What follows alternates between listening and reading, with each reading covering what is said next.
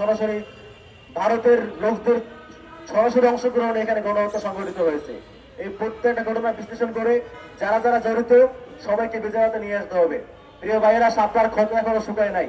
ক্ষত শুকায় নাই আমরা এটা বুঝবো না, এটা বুঝবো হচ্ছে যে মায়ের বুকের মানিক ট্রাকের চাকার তলায় পিষ্ট হয়েছে সেই বুঝবে। পিলখানার ক্ষত এখনো শুকায় নাই, এটা আমরা বুঝবো না। বুঝবো হচ্ছে সেই মা যার ছেলে মেশিন গানে গুলিকে ঝাঁঝরা হয়ে গিয়েছে। এই প্রত্যেকটা মায়ের অসুর হিসাব আমাদের নিতে হবে। প্রিয় ভাইয়েরা, যেই শাহবাগী কুলাঙ্গার গুলো বাংলাদেশে বিচারহীনতা সংস্কৃতি দেখিয়েছে আমাদেরকে, বিচারহীনতার মধ্য দিয়ে মানুষদেরকে অন্যায়ভাবে হত্যা করেছে, হত্যার যোগ্য করে তুলেছে, তাদের বিরুদ্ধে আমাদের কথা বলতে হবে। আজকে দেশের অবস্থা খুবই টালমাটাল।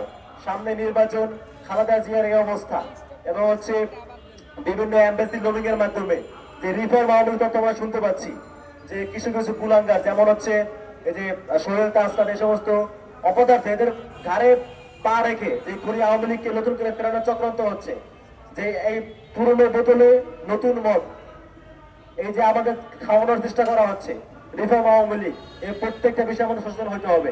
প্রিয় ভাইরা, ঢাকা থেকে আমরা দাবি জানাচ্ছি সমগ্র বাংলাদেশের মুখ থেকে মানুষকে সচেতন হতে হবে, যাতে করে যে আওয়ামী লীগকে আমরা জুলাইতে কবর দিয়েছি সেই আওয়ামী লীগকে নতুন করে নাম দিয়ে হইলেও রাজপথে ফিরিয়ে আনতে না পারে।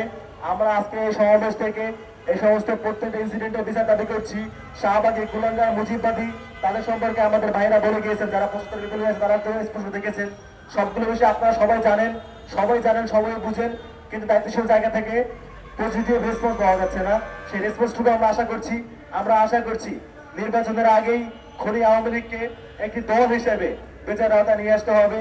খনি হাসিনার যে ফাঁসির রায় হয়েছে সেই রায় কার্যকর করতে হবে, এবং হাসিনাকে যারা হাসিনা বানিয়েছে, আওয়ামী লীগকে যারা জঙ্গি সংগঠন বানিয়েছে, হাতকে শক্তিশালী করেছে, সেই চক্র দিলে জোরকে বিচার আওতায় নিয়ে আসতে হবে।